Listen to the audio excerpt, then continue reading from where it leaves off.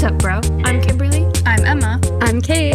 And we're the Film Bros. We may not be bros, but we're just as annoying. We're here to talk about all things film, the industry, and us. If you like what you hear or see, follow the podcast, like, comment, and subscribe. You can find us on Instagram at thefilmbros.podcast and on YouTube at thefilmbros.podcast. You can listen to us on your preferred podcast streaming platform. Just search The Film Bros and look for the pink logo. Lights. Camera. Action. Hi, guys. Hello. Hello. Happy holidays. Yay. Happy day after Christmas for those who celebrate. Hope it went well. Yeah, hope you had a lovely holiday. And for all the other holidays out there, shout out Hanukkah, Let's go. Kwanzaa. Kwanzaa. I don't know what other ones there are. Any Nope. pagan ones? Yeah. Well, today we are talking about Christmas films. Yay! We've all come with a Christmas film to discuss. Maybe talk about our connection to it, some fun facts about it, tidbits. We all, I think, kind of have our own spin on it. Yeah. And I really love Christmas. I'm sure we all love Christmas. Yeah. But I just love like the family times of the year. And I think Christmas, Absolutely. whether you celebrate it religiously or not, is just a wonderful time to gather and to spend time with family. Yeah. That's beautiful. Do you guys have Christmas traditions or That's a good question. fun Christmas memories? This is weird, but my family's really close with this median. Believe it or not, but apparently How have I never heard this before? This is crazy. my ancestors, well, they were British, Uh-huh. and my mom's dad always requests that we make a British Christmas punch, so we make a Christmas punch What's a because British his spirit Christmas recommended it. Wait, a spirit recommended it? Or Yeah, like in a through the session, he medium? was like, "You guys got to make that punch again." My mom was like, That's my "How do you know about the punch?" What's in the punch? What's a British punch? It's just a punch with alcohol. Oh, And we do the Christmas crackers. We do the Christmas The crackers Christmas too. crackers. That's are fun. cute. The paper crowns. Yep. You get a little joke in it. Bagels. Some Jersey bagels in the morning. really? Yeah. That's really my sweet. favorite. That was sweet. What are your traditions? I think my family would argue about what our traditions are, but growing up, we always had like a routine around Christmas where you'd get up, you would open stockings, and then we would have breakfast, and then we would do presents. Whoa. And I don't know, it was just like always that. We would do like something kind of special for breakfast. Yeah. And yeah, and lately our tradition has been seeing a movie on Christmas Eve. That's really So fun. Yeah. And we Like at the usually theater? Yeah, we try to go to the theater, or my mom and I will watch Christmas movies. And always around Christmas, the past few years we've been trying to do a Lord of the Rings marathon. So that's kind of a that's Christmas right. tradition at this My point. favorite Christmas tradition is watching your Instagram stories about the food you make Oh, yeah, because we try for to the cook Lord of the with Rings. it. So yeah, cool. That's the my way you gotta favorite. do it. I'm like, oh, Em's at it again. Hopefully That's my this year, favorite. too. I don't know. My family is more of like a Thanksgiving family. So we had a good Thanksgiving. Yeah. I really enjoyed that. Nice. Christmas is weird. I think it's because when I was a kid, we moved around a lot. So we never really had like, oh, we're doing this every year. I guess now that we're older, it's like we wake up, we open presents right away, we have breakfast, and then everyone goes to play with their presents for like 6 hours, and then we come back for dinner and a movie. That's so cute. and I usually go cute. see a movie. Nice. Like out. Yeah. I'm excited because I think my mom and I really want to see No Other Choice. I think because there's a lot of movies coming out on Christmas, but I think No Other Choice we really want to see. Even though it's not really a Christmas movie, but it's coming out on Christmas. It'll put you in the so family spirit. That's lovely. It really will. I'm excited. So that's gonna be this year, I think. Those sound lovely. Beautiful. Well, does anyone want to go first? Okay. Who's got the oldest? I That's have true. all this. I I feel go like in order of release. yeah. I I'll think go that's first because fun. mine's the most tame. Okay. Yeah, we should do. Well, what did yours come out? I think I was like, maybe you should go last. You've got the most drama, but mine might be the mine's most recent. 89. Okay, well, We can go in order. I can go second. Okay. Okay. Cool. So, Take it away. I am going to be speaking about the 1974 television special, The Year Without a Santa Claus. Yes. I was originally going to talk about Home Alone, because that's, like, definitely my favorite Christmas movie. But then I was like, who hasn't talked about Home Alone? Everybody's talked about it. It's so good. It's amazing. It's good. It's so good. I'm probably going to watch it tonight. But then I was like, you know what? Let's talk about The Year Without a Santa Claus. Love it. I remember watching this film, like, when I was, like, super, super young.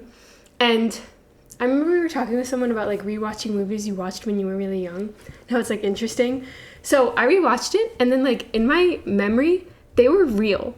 Like, in my... Like, it was live action? Yeah. Like, in my childhood memory, everything was real. Like, it was real reindeers, real Santa Claus. And, like, obviously, as I grew up, I was like, okay, that was claymation. Yeah. But it was just interesting to watch it, Freaky. knowing it was claymation. That's so funny. Yeah.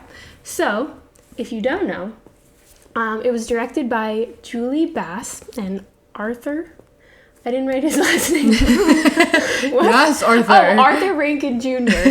Produced by Rankin and Bass Productions. Awesome. That That's just cute. clicked in my head. They did a lot of, like, the iconic claymation movies that you know and love.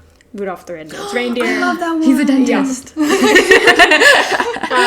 Frosty the Snowman. Oh, So yeah. To name a few. They're kind of, like, responsible. Yeah. Did they do the snowman in Elf? The Oh my guy? god, that's actually a great. Oh, Sorry, that's a the side the tangent. stop motion? Yeah, because the guy. Oh! Sorry, my brain is. No, I didn't know that. I feel like that connected the meme of, dots. like, no. No. But it was Betrayed. definitely, It like, might have, like, modeled I can after. assume it Inspired was by. heavily inspired by that, like, iconic claymation that, like, For sure. I feel like you see it and you're like, it's Christmas time. Yeah. Yeah. Which I love. And basically, Santa Claus awakens with a cold in early December, and the doctor's like, you're sick, and nobody cares about Christmas. Nobody will care if you miss Christmas. So he's like, thanks, King. And then he's just like, Christmas is canceled. I'm staying in bed. Fuck. And then Mrs. Claus, I bad love ass. Mrs. Yes, Claus in please. this. She saves Christmas. Doesn't she say, tells- "Oh, Papa Claus"? Is that I'm the one where sure. that she talks like that? She says his name a lot. I'm sure at some point maybe. But she sends Jingle and Jangle to go to see the towns if there's actually any Christmas spirit left. And then business ensues from there. Yes. Some interesting facts. It's based off of a poem written in 1953 that's super depressing. And one of, like, the biggest kind of qualms during the production of the movie was that it was too sad. Which I think is really interesting. The poem is kind of written in, like, post-war time, so it's, like, a response to that, where it's, like, it's the year without a Santa Claus, because Oh my god. so much tragedy is happening. For sure. That's crazy. Yeah, and originally, even in the movie, Santa was, like, just super depressed and didn't leave bed, and, like, was just really not a happy man. And Depressed as it was Santa. going, producers were like, this won't do. Like, we gotta do can't do this. And even after the release, when it was kind of, like, scaled back a bit, they still got complaints from parents being like, this is too sad. No way. What? That's Yeah. so funny. Like writing angry letters. Right, I know. This is too sad for Christmas. Right. I mean, I do remember as a kid watching it and feeling, like, genuinely anxious during it. But, you know, it's a good thing. It made me care about Christmas, made me care for Santa. Yeah. So, I don't know. Like, not all Christmas movies have to be happy, obviously. Yeah. Yeah. Hello, White Christmas. Oh, no. Black Christmas? No. That's definitely. It's a Wonderful Life. Oh. So, Yeah, that's a no, depressing stuff. movie. Yeah, it was criticized for being sad, blah, blah, blah. Oh, another cool fact. A lot of the stop motion was actually shot in Tokyo, up to 70% of it. Wow. Which is really cool. And apparently they had, you know, it's like obviously a depiction of westernized Christmas. So it, Sorry, our feet are touching under the table. romantic. It's obviously a depiction of, like, a westernized Christmas, and they said that was interesting for them to, like, figure out. But I think they did a great job, and it is, Yeah. like, so iconic and Yeah. so followed of, like, this is what Christmas is and looks Yeah. like. But it's True. like most of it was actually shot in Tokyo, That's which is cool. fascinating. I wonder why. Yeah, I don't know. Cheaper? Outsourced. Outsourced, yeah. And then last kind of fun fact is that Snow Miser and Heat Miser Sorry, I didn't silence my computer. Snow Miser and He Miser weren't in the original poem. They were added after fact. Baddies. During writing. Baddies. I know. I literally have So the good. original baddies. No! Somewhere in here. I love original them. baddies. They were added after the fact when they were making the movie, and the writers and creators of the film had no idea that they would be so popular. And Well, they have like the best song. I know. Like, And it's amazing because their songs are literally 1 minute long, but it's like that's the thing that has What? survived for years and years and years. Like so catchy. we all remember that TikTok trend. Oh yeah. Remember the TikTok I trend? remember the Oh, yeah. TikTok. And I was like, Half and half. I know, half and half. Yeah, nobody knew how popular their songs would be at all, which is cool. I love when that happens. Yeah, It's like It so was just- serendipitous. yeah, it was just made out of like pure passion and like I Yeah. feel like we need to add something to this, and then it's like And it's the most iconic part. yeah, like that song throughout my entire life, the Heat Miser one, Yeah. is stuck in my head Yeah. at least once a week, like consistently. Like Yeah. I won't even realize it's happening. I'll wake up and it's playing it. I don't know And- any of the lyrics past when they say their names. Yeah. Like it's just like I know that like little loop. And then my brain just makes it up. But yeah, so why I love it. It's like the ultimate nostalgic movie in my opinion, just because it literally is from so long ago. It's not like it's trying to like emulate it, which so many movies do beautifully. Totally. But yeah, it just reminds me of like childhood sitting at home in front of the TV, I remember plop like down, watch a movie. my parents had like the VHS tapes Yeah. of all of them. Yeah. And those were like the only tapes we had. And I just like remember so clearly like it going in and we're like, oh, we're gonna watch yeah, like these like cute stop motion movies. It's sweet to me that like our parents were kids when they came out. Yeah, true. And like they grew up with them and then showed it to us, and I'm like, I hope our generation does it, like shows their kids I these hope like so. really sweet passionate stop motion Yeah. movies. Yeah, I feel like it's definitely getting like rarer and rarer now. Like now it's like Elf, which is like obviously amazing, but Yeah. But these are the respect OG. the TV specials. Oh yeah, I also love it because of Mrs. Claus. Like I feel Yeah. like she's often not in the spotlight in Christmas movies. It's No. always like Santa's doing a thing and then Mrs. Claus is making cookies, and it's just she's like just a woman. right, she's just a woman in the kitchen. Right. But Female. No, she's not. Male. She's like, okay, Mr. Claus, like stay in your bed, and then she's like calling up Jingle and Jangle and being like, we gotta go down to Southtown or something. Yeah. Like that. I like the one, I forget what it's called. It's the one where it's like Santa Claus and Mrs. Claus get a baby on their doorstep, and he grows up to be like the new Santa Claus. He's like this redhead. And then there's like an angry German mayor in town named Burgermeister, and Burgermeister's like, I'm getting rid of all of the toys. And the Mrs. Claus in that, she's a baddie too. Like she's really good. What a queen. I've never heard of I haven't heard of You that guys haven't either. seen this one? No. It's so good. Oh my god. Oh, yeah. That one. Yeah, Burgermeister. That one's really good. It's just so cool how like playful claymation is. I just love claymation. Like, cool. you know, it's like obviously adults making it, but it's like so just taps into like the childhood like psyche of like how you see people as like sure. such characters, and then yeah, to do It's that so around unforgettable Christmas. too. Like I still remember in Rudolph, you know how the narrator's the snowman? For some reason, like I'll never get out of my head like the way he moves through the snow. Yeah. Like you could tell they kind of pushed him, but he also has like he just has such texture when he's going through it. Just like there's all these little moments magical. that like all the details make it magical. Yeah. Like it's like Yeah. wow, people put so much hard work into like literally every frame of this. Like Yeah. that's crazy. I can't imagine. I would love to do something stop motion one day. That's That would crazy. be That that would would be be, so so fun. Yeah, and then I just think it's obviously I was talking about nostalgia, and I think that's where Christmas shines most. Is like, you know, it's something that happens or something you celebrate every single year if you do celebrate Christmas or just the holidays in general. And it's kind of like the one thing that I can personally link back to like having a consistent memory of like every single year. Yeah. And I just think no one does nostalgia quite like Christmas. No. Yeah, true. Yeah. Absolutely. Yeah, and it's like something that I feel like gets more special as you grow up too, because like because you're holding all the memories of like your childhood and the holidays, and then like teens and you know, young adult and all that stuff. Like I don't know. I feel like now especially, it's so nostalgic. And like, because you're thinking about like all the good times. Yeah, exactly. And when you were little and how it was then, and then now being older, and it really is very nostalgic. Yeah, like the memories just build and build. Like us watching like your Christmas movie yesterday. It's like now that's a memory to have that movie, which is just so fun. Yeah, that was all I had. I loved it. Yeah, Love me some Year so Without. cute. I've been meaning to watch it for so long because like I forgot what those songs were even from. Yeah. For so long I was like, this is just so And then weird. you're like, why do I know every word? Yeah. And then I like found it and it's on Prime.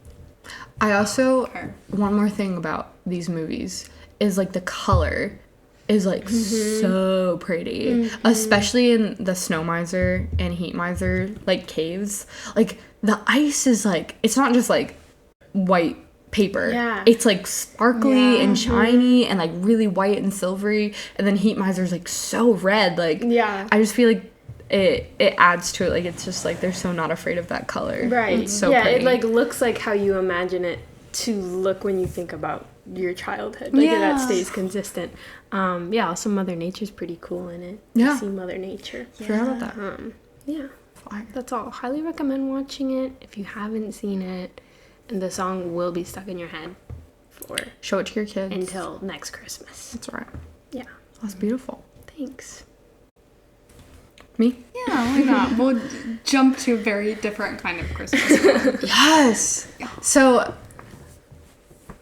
I don't know if this is my favorite Christmas movie, but it's the one I've definitely seen the most, and the one just like my dad showed to me at like way too young of an age, and then like we just watch it every year. Not even during Christmas, because I think it's just funny on its own too.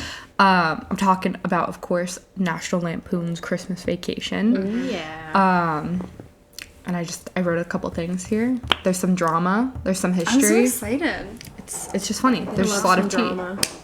So our ice machine. Christmas Vacation is a 1989 American Christmas slapstick comedy film and the third installment in National Lampoon magazine's Vacation film series. For some reason, I thought it was the second movie after Vacation, because it's Vacation, European Vacation, and Christmas Vacation. I've only seen Christmas Vacation. You haven't seen Vacation? Yeah, I've seen longest Vacation. time didn't know that this was a series. Like, That's I crazy. just thought it was Christmas Vacation's so good. Okay. European Vacation is hot ass. Don't watch it. I thought it was third because I was like, Vacation, Christmas Vacation, those are so good. They definitely made those back to back. That's so funny. No, this was the third one, which I didn't know. Yeah, I didn't know it was a Vacation's series. I never put that together. No, I know, because I'll get into it, but National Lampoon, which was a magazine, had a production company and then made the first three. And then it just became its own thing. Christmas Vacation was directed by Jeremiah S. Chechik, which was his directorial debut. Wow. It was written and co-produced by John Hughes, super famous, starred Chevy Chase and Beverly D'Angelo, of course, as the Griswolds. The film was based on John Hughes' short story Christmas 59, published in the National Lampoon magazine. The film tells the story of Clark Griswold, of course played by Chevy Chase, and his efforts to have a good old-fashioned family Christmas as they take a hilarious turn for the worse. It is the final film that both Hughes and National Lampoon was a part of. Wow. And then everything beyond that was just like, the franchise. I wanted to get into National Lampoon a little bit because I feel like we just see that name in front of a lot of stuff. Like, I think, was it Animal House? That's also National Lampoon. Like, it's not just this. Like, so I thought maybe we could take this opportunity to learn more. It was an American comedy magazine that ran from 1970 to 1988. The magazine often featured parody and surrealist content, with its issues containing long and short written pieces, cartoons, and comic strips. Projects that use the National Lampoon brand, such as Christmas Vacation, were produced under its production company, as I was saying, a successor, National Lampoon Inc. So when the magazine closed in 1988, the production company then kind of became the face of it. John Hughes became involved, this was so cool, with National Lampoon, the magazine, early in his career, because he worked at an ad agency in New York City, like way before he did movies. And it allowed him to often visit the National Lampoon magazine, and he just became a regular contributor, which I thought was cool. I don't think he ever, like, was an employee. I think he just, like, he got in with them, and he just sent in stories a lot. I thought this was interesting. Editor P.J. O'Rourke said of him that John wrote so fast and so well that it was hard for a monthly magazine to keep up with him. One of his first stories being Vacation 58, which later became the basis for the first movie, National Lampoon's Vacation. Really interesting is that short story was adapted into a screenplay, which then Harold Ramis, the director of the first movie, and Chevy Chase rewrote Hughes' first draft to place the story from the father's point of view rather than the son's. So I thought that was interesting that the short story is Vacation, but like from the son's point of view. But then they decided to make it from the dad's, which I thought was a good change. The film was like ultra successful, like crazy, like number one, made so much money, more than its budget. And then of course led to the next two films, European Vacation and Christmas Vacation. For Christmas Vacation, this is the T. So by the time it rolled around, because I believe Vacation came out in the early 80s, and then Christmas came out in 1989, so it was like a whole decade of these three movies. Wow. And by the time it rolled around, John Hughes was actually like super sick of this series. After having done two. Yeah. He said he only wrote and produced Christmas Vacation because it was based on another one of his short stories called Christmas 59, and he thought it was still a good enough idea to be adapted. But I thought this was messy. He also said, though, that, quote, those movies have become little more than Chevy Chase vehicles. So that's why he was like kind of done with them. And the whole Chevy Chase thing is like interesting because I think we know now, especially like our generation's more familiar with him because of Community. Yeah. And there was a lot of drama with that. Yeah. And apparently he was awful to work with, super problematic. And it seemed like he kind of lived that lifestyle too his whole career. Like, maybe this is just the nostalgia talking, is like, I don't mind that these movies are Chevy Chase vehicles because he is so good in all of them. Like, I really think these movies would be like bad slapstick if he wasn't leading them. But I completely understand what John Hughes means, though, because at the end of the day, like, especially by the third one, he does most of the joking, like, carrying the jokes, that it really is like, okay. So he was fed up with it because he didn't want to work with Chevy Chase anymore? Yeah. He was like, these are just to boost Chevy Chase's career. So funny. For more friction, Chris Columbus, who we know directed Home Alone, the first Harry Potter, super famous director. He was initially set to direct Christmas Vacation, but had a personality clash between him and Chevy Chase and left the film. What I find really funny about this timing was, so this came out in 1989, Home Alone came out in 1990. Right after he left, John Hughes gave Columbus the Home Alone script. And I like to think it's because, like, I'm sure John Hughes is like, you're a great director, I think you could do good things with this. I like to think, though, maybe the first lunch meeting was like, so we both hate Chevy Chase.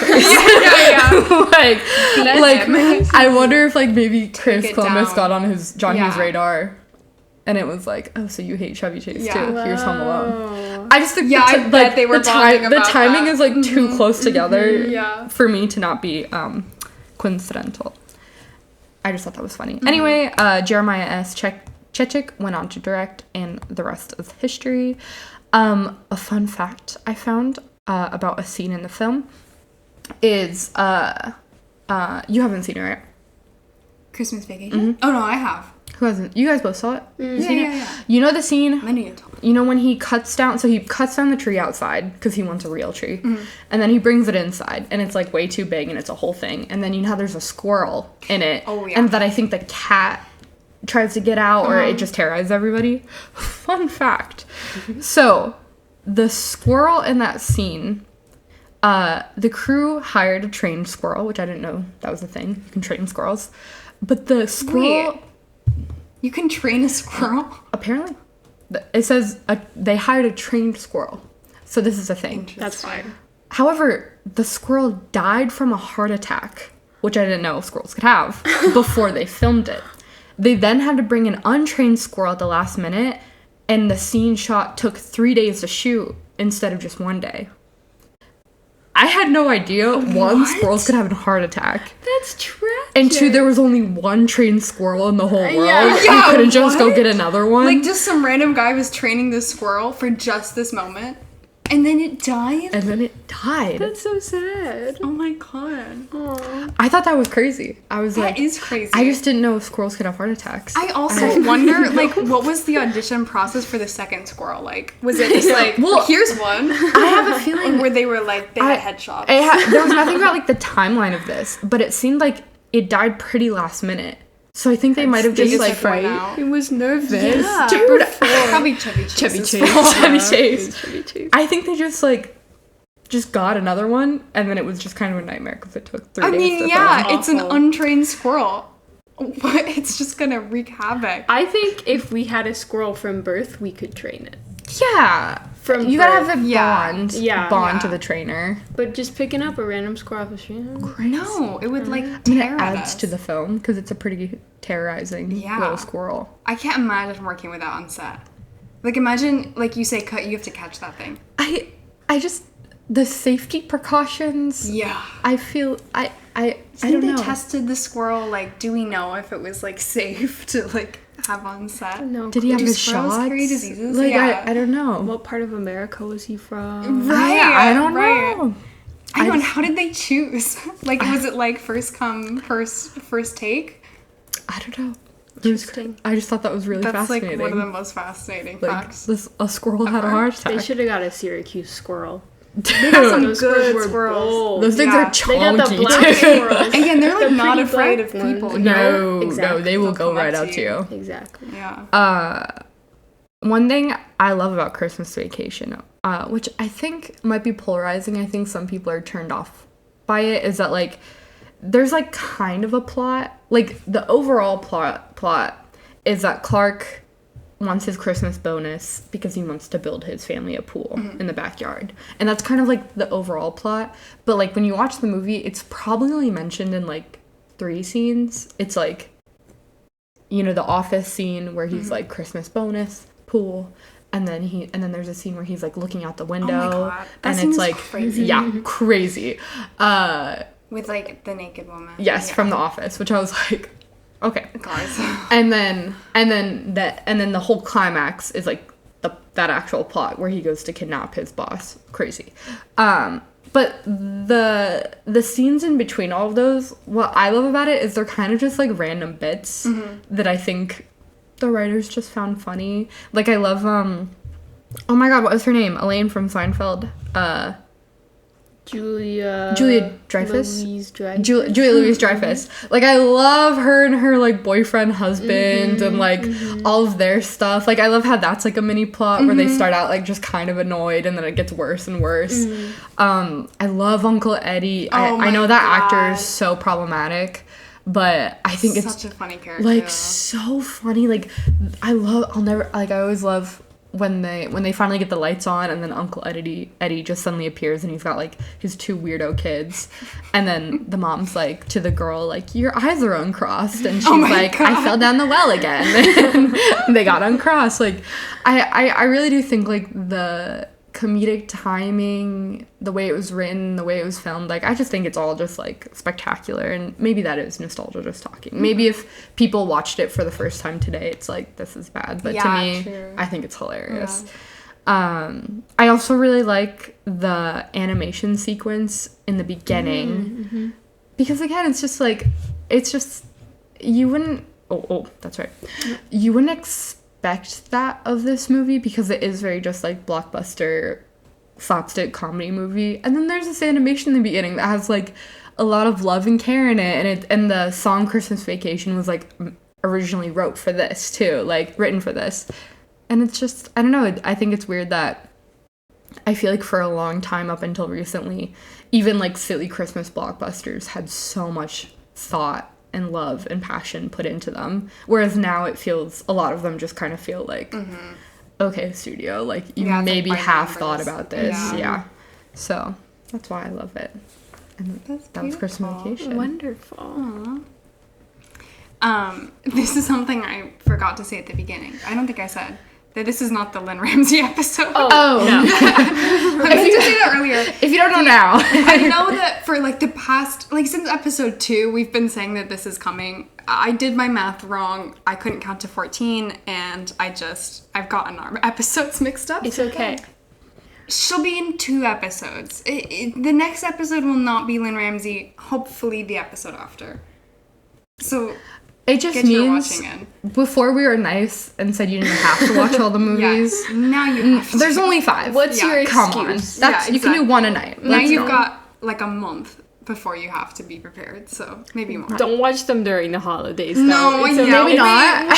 It's a real damper. A little Yeah. bummer. Wait till Yeah. January 2nd or something. I feel like those are bummer January movies. Yeah. Like Those are great bummer January. great Yeah. bummer January movies. I see for it's December. good that we didn't release it yet because Right. why would we my release God. around the holidays? I know. It's such a bummer. Yeah. Wait You till don't next much year. of a downer You don't for need to hear about. Christmas. We need to talk about Kevin Nope. on Christmas. No, You know, that's not a family movie. Absolutely you don't need to watch that right now. Nope. But Cool. do watch them eventually. Yeah. They're good. They're good. Apologies for all the, confusion. Anyway, my movie for this week is The Family Stone. And I'll give some background. Ready. Sorry. The Family Stone came out in 2005.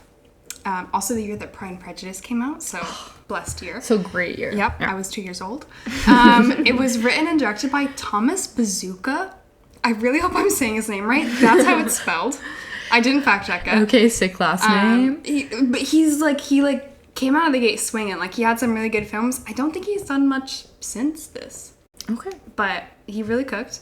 The Family Stone is starring Dermot Mulroney, Sarah Jessica Parker, Diane Keaton, the late great, Luke Wilson, Claire Danes, Rachel McAdams. This is a crazy. And more. There's other It's people. so good. It's crazy so cast. good. Okay, so the plot of The Family Stone is an uptight, conservative businesswoman accompanies her boyfriend to his eccentric and outgoing family's annual Christmas celebration and finds that she's a fish out of water in the free-spirited way of life. Yes. So the uptight woman is Sarah Jessica Parker's character, and she's dating Dermot Mulroney and goes to, his family's house. But it's like, that's the synopsis that like is on Letterboxd. It actually ends up being like so much more. I think so many of the reasons why I love this film is because it like kind of does everything. And I know some people hate that about it.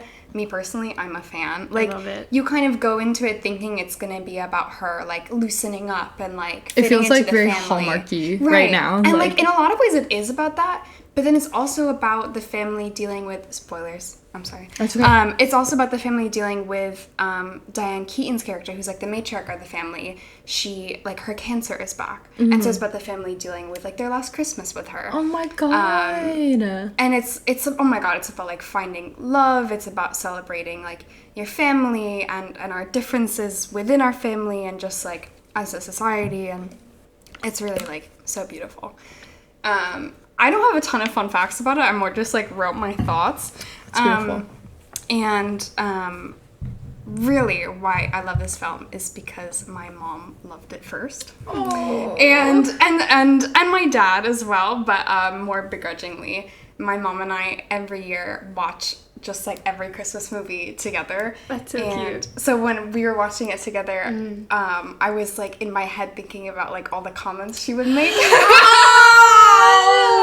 Like, and I just like hear her in my mind, and I know she says them like every time we watch them, but like now it's like something that just like comes to me when I'm It's like with the movie now. Yeah, exactly. Like it just like feels so natural to like I don't know, to remember like what she would say at certain moments. And I was talking about there's like this 2 moment between the dad and one of his daughters, and I like know that that's where my dad cries every time he watches it.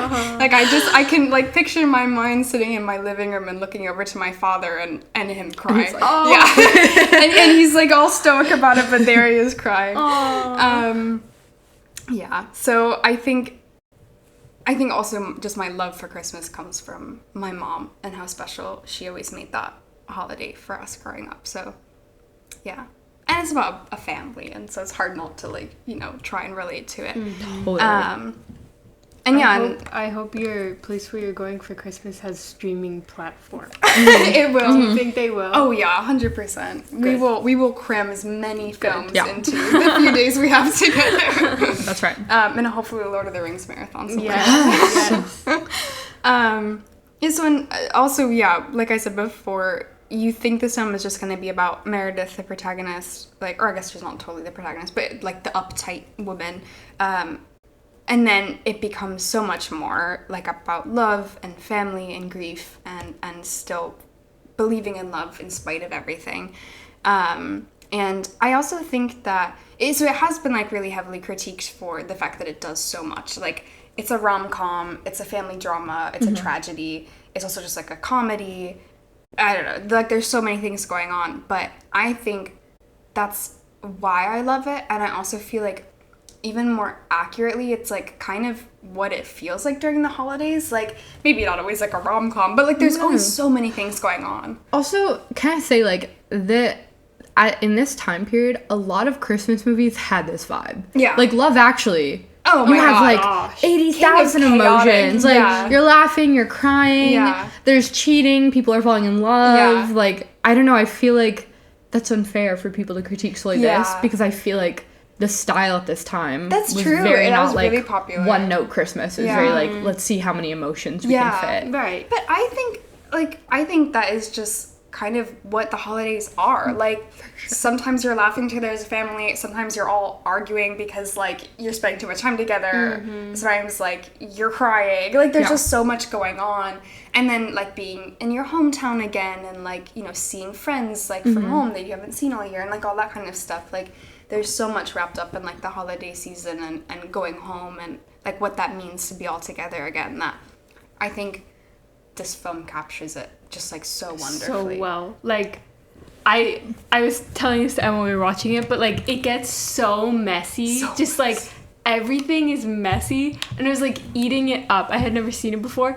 So good. Like, now it's like one of my top Christmas movies, just because like, first of all the acting is so good. Casting, like, on point. God. And everything is just like, even if you don't like the character, like, you're rooting for everyone. Because like, it's just so beautiful. Yeah. I just feel like there used to be so much more care in these quote unquote like silly holiday movies. Like, it just like, you get really good actors. Like, it would be more than just like the Christmas log line. Like, it was like you'd try to do complicated things, and it was just like, not just like straight to streaming, like, oh, another like Christmas movie to throw on the TV. It was like, this is a that's moment. like super one it seemed like note. people just took it so seriously. Like, I don't know, I think that's so fascinating about Christmas movies is just how we view them now. And like, I feel like it's so rare nowadays to have like a Christmas movie feel so I feel like it's rare now to have a new Christmas movie feel so cemented. Maybe like The Holdovers, a lot of people said like really that felt like it had that like, vintage flair. and it had drama and great acting, and like it wasn't just about Christmas. It was like everything surrounding it. Like using Christmas as the setting, but not as like the log line or like the reason for, you know. It's also about telling this other story on top of it. For sure. And it happens to be at Christmas. I also love the production design of all of those like older Christmas movies, where it just feels so like, it feels like an actual home. Lived in, like, history there, not just like an Airbnb that someone rented. Keep talking. Okay, Google away.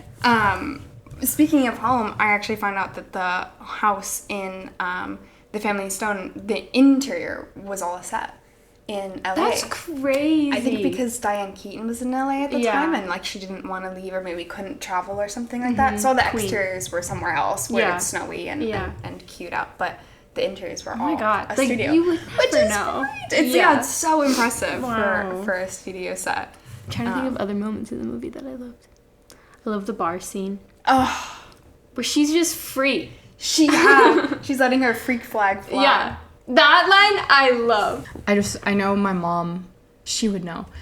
It was either a costume designer or like a art deck person that worked on a lot of these movies. No way. And like gives them that really homey feel. And I can't remember the name, but it was like there was like a person that was like very revered for just like having like good like house, like making these houses feel like the way they do. Yeah. Props to whoever that so is, cool. because these are just magical.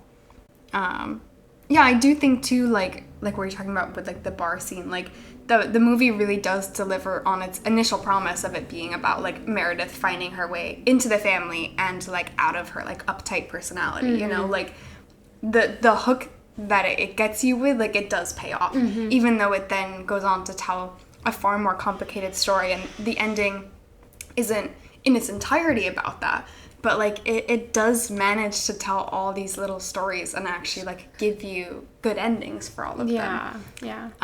Which I really like. I don't know, I just, for most of this, my notes here is just me listing like all the little plot lines of like what the Family Stone kind of encapsulates. Like the joy of being all together, Everett, Dermot Mulroney's character, him rushing into marriage to cope with his mom's cancer, the beauty of Thad and Patrick starting a family together, and even that whole messy, complicated scene at the dinner table when Meredith says some low-key homophobic things. Honestly, I'm surprised she came back. I don't know. I would have been like, bye-bye, Meredith. I think that's like the tamest homophobia you could give someone. It wasn't coming from a place of like, I hate gay people. It was like her not understanding the depth of the mother's love for her children. But I was who was being homophobic in it? Was it Sarah Jessica Parker? Because that's she's so uptight. funny, because in Sex and the City, her like best friend was a gay guy. Well, Sex and the City is very complicated when it comes to its portrayal of queer people. There's that infamous scene where they're like, bisexual people don't exist, so I don't really... Oh my god, I forgot. That's crazy. Like, you know. But it is funny too, Thomas Bazooka, he was saying that that scene was really hard to film. It was just really long, like they spent days and days filming that one scene. And he said that Sarah Jessica Parker had like a really hard time, like kind of giving that performance, which is like, I mean, she does such a good job because he really believes she's just like truly like an uptight and like just like almost thoughtless. Yeah, possibly homophobic. Yeah, but not really. Like, and you know, you kind of get the idea that deep down she's not homophobic. Yeah. And I think it's just like she can't really process the family's dynamic and why Diane Keaton's character would want her sons to be gay, which is also, maybe I shouldn't say this on because I feel like my mom has said that about my brother, that she wanted him to be gay. I hope you're fruity. Oh my gosh, that's so funny. She got one gay kid, but not the one that she wanted. Yeah, what else was I saying? Oh, and also, I love Thad and Patrick, who is the gay couple in the film, are just, like, so cute. And there's not a lot of gay Christmas movies out there that are good in the portrayal of gay people around the like, holidays. not stereotypical or cliche. Or, like, the happiest season is gay, but, like... do we really support at what cost? Right? Literally, like, at what cost? At what cost? I know there's, like, a lesbian Hallmark film, but I haven't seen it yet. It's supposed to be not bad, but I think, like, this is, like, my gay Christmas. Yeah, like, when it's, like, I don't know, I think there's a difference between, like, a gay Christmas movie and a Christmas movie that, like, has gay people in it. Yeah. Like, I much prefer the former. You know, I never know what the latter or the former is. The latter's the second one. The latter's the second The former's the first one. I much prefer the latter.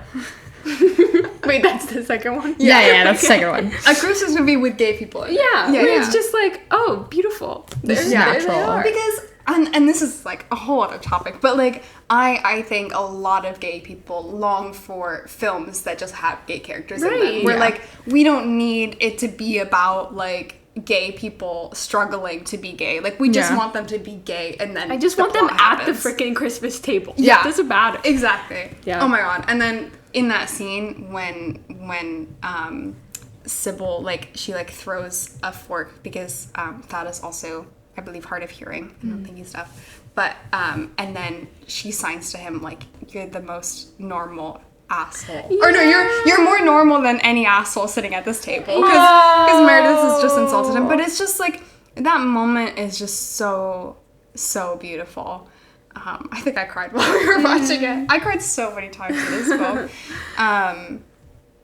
But yeah, I love that storyline of that Thad and Patrick are trying to adopt a kid, and like, I don't know, it's and even like that storyline pays off in the end, and it's just like such a small moment, but it's just like a family does have so many facets, and like, you know, like a branching tree, like all these characters have their own journeys, and like oh my god, what's her name from Twilight, the mom who's the dad, what's his name? The Carlisle? Yeah, who's the wife? I know the actress. Yeah. Yes. She's one of the daughters. No way! Yeah. And she's like her. pregnant the whole movie, and like her husband's like can't make it to Christmas on time, so he like comes late. But like that's a whole storyline in and of itself. So good. But it's like The time flew by. Yeah. That movie. I also really appreciated the year time jump. oh my Which is kind of like, football, very painful. Oh my god, yeah. But it was just like a beautiful way to kind of wrap it up, where like obviously so many movies are like, this is what happened in this little bit, and then they go from there. But it was nice to see like, oh, the family keeps growing and it like moves on. Like I think that's important. And I think also like, I mean, the ending is so beautiful for so many reasons, but I think what's also really special about that film is the moment when Meredith is like giving out presents to the family, and she just gets everyone a framed photo of Sybil pregnant with her youngest daughter, which is Rachel McAdams' character. And oh my god. And then like everyone starts crying, and she just goes like, "That's you and me, kid." I'm like, Oh my gosh.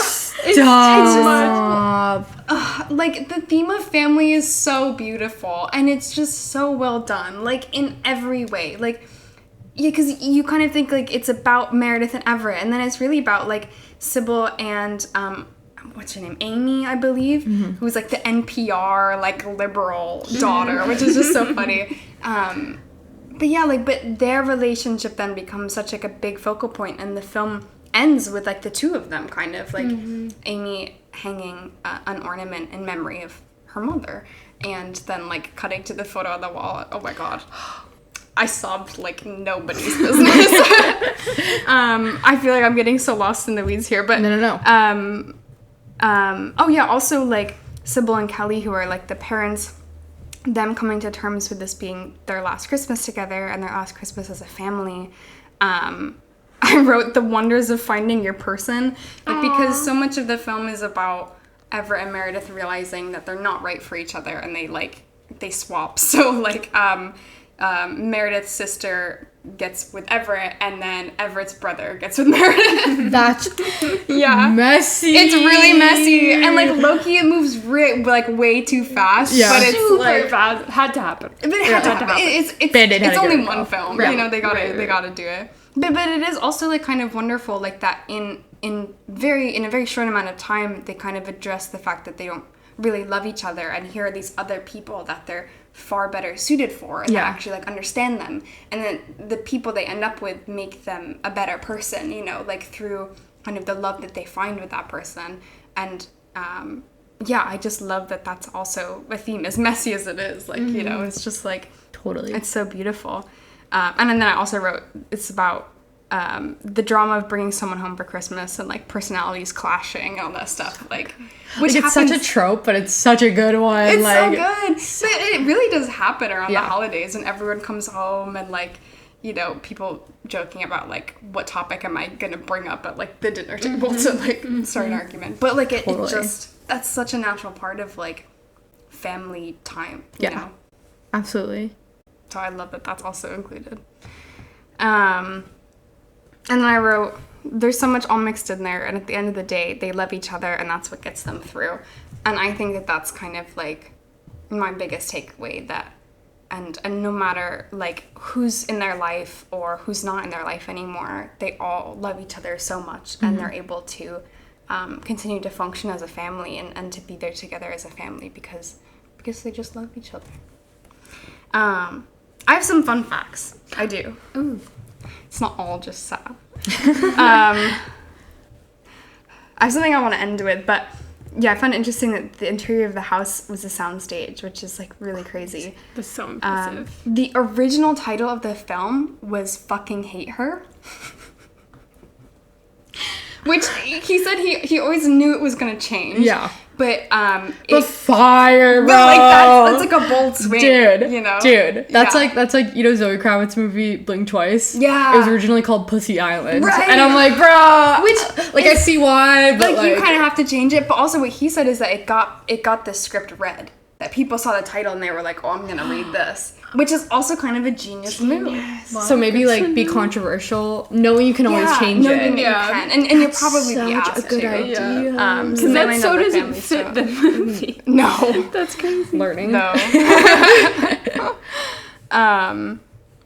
Hold on, where is it? There was a part where I was reading an interview with Thomas Bazooka, and he was talking about a film he really liked is The Sound of Music, and he was saying how even though it's not a Christmas film, it kind of feels like a Christmas film to him, and he really liked the song The Lonely Goat Herd, and which is iconic. But so like the little intro song that plays over the credits in the beginning of the film is based on The Lonely Goat Herd. Oh, that's cute. So that's kind of a nod to one of his favorite films, like the quote-unquote Christmas film. So cute. And then Meet Me in St. Louis, that's like in the film, like the Christmas part, which is just like also like one of the more emotional moments of the film, weirdly enough. It's so crazy because like you'll be watching this movie and many Christmas movies and you're like, oh, fun, happy Christmas family time. And then like the music changes slightly. It gets like slightly nostalgic and emotional and I'm just like, my eyes just well up. Yeah. Like completely uncontrollable. That moment is this so film cute. like really does go like happy to sad, happy to sad. It's like this. Like one moment it's like one of the kids finding out that the mom's cancer is back and it's worse, and then it's like shenanigans with Meredith, and then it's like the ring getting stuck on that finger, but then it's like I don't know, like Sybil and Kelly like having this really intimate moment, like when she's revealing like her scars from what is it called, a mastectomy, and like and then it's back to like just like some crazy shenanigans. Like they're in the bar dancing or something like exactly. that. Yeah, like asking if they can get pot. I'm like, but oh like my God. you're able bazooka. He brings you there. Like it never feels like whiplash. It just kind of feels like you're like living with them. Yeah, which exactly. is nice. Yeah, like it brings you into their world a lot, which I really like. And he has a very interesting like career path as well. I think he worked for like Ralph Lauren for a long time before he got into filmmaking. But he has this quote about your go-to advice for aspiring filmmakers. But I think that this applies. Oh my god! Wait! Oh my god, guys! That's so crazy. I think this applies to like a lot of people's dreams. So I'm just gonna read it. I'm ready. Just, spread his message. He says, "I did not go to film school, so I think maybe go to film school. But I think that for anybody who wants to do anything they're not currently doing, get as near as you can to the people that are doing it and the sort of energy that comes from that. I don't think that there is one real path," which is something we talk about a lot. You just have to pick up a machete and start chopping your way into the jungle. I was working at Ralph Lauren and had zero experience in film, but I wrote a screenplay. I got up at 4 a.m. every morning and wrote for 2 hours before I went to a job. If you're passionate about something, you weasel your way in. And I just think that's really wonderful. So beautiful. And this film was not by any means critically acclaimed, but it's also become this like... Did he write it? Yeah, wrote and directed. And it like didn't do super well. But it's now become like one of like the most watched Christmas films. It's like in people's rotation. Like my mom and I like watching these films over and over again every year. So I think that's also really wonderful too, that this film is not just defined by its critical reception, but also about the connections that you keep forming and reforming with it, like over the years. Dude, that's beautiful. That's the Family Stone. Sorry, I got a little excited. It was like all over the place. No, but, it's beautiful. Yeah. Just like the Family Stone. Just like the Family Stone. Yeah. I don't know. Oh, cool. Do you guys have any final thoughts on the holidays, Christmas films, such things? So. I hope you guys had a wonderful holiday season. Rest lots before the new year. Hope you got some good gifts. Yeah. And gave some. Gave a lot. Some good ones. We got this. Do you think this is copyrighted or could it be used there's no way No that's one's even gonna know. Could it be used as like an outro? We could try it. We could outro. I won't do it yet. I'll just gonna put this. Our roommate. Don't say what it is. No. Oh, but okay. we got like a care package from his we got a family, care and package. so we were blessed with something truly magical. Yeah, A Christmas miracle. It's Christmas miracle, guys. right there. Yeah. Well, thank you guys for sharing, and thank you everybody very out there for listening and watching and Hell yeah. supporting. Comment your favorite Christmas movie. Comment your favorite Christmas Or comment when film. you hate. Comment when you can't Let's stand. start an argument. I want fighting. I want blood. I want people blocked. Yes. I want reports. Well, next time you see us, it's gonna be 2026. Wow. Oh yeah, and that's freaky. our next episode is somewhat TBD, but probably like a year in review kind of thing. Maybe looking forward, that kind of vibe. A little bit of both. Yeah. So make sure to watch as many 2025 movies Yes. before the year ends. Yeah, get your list ready of like your favorites. We'll see if And maybe we'll we discuss. stack up. Yeah. Yeah. Well, thank you guys for joining us again, and we'll let this magical item perhaps play us out. Yeah. Merry Christmas. 30-second dance party. Why is it a rave every time? Christmas! This is how we party. Oh my. This is my favorite thing in our apartment.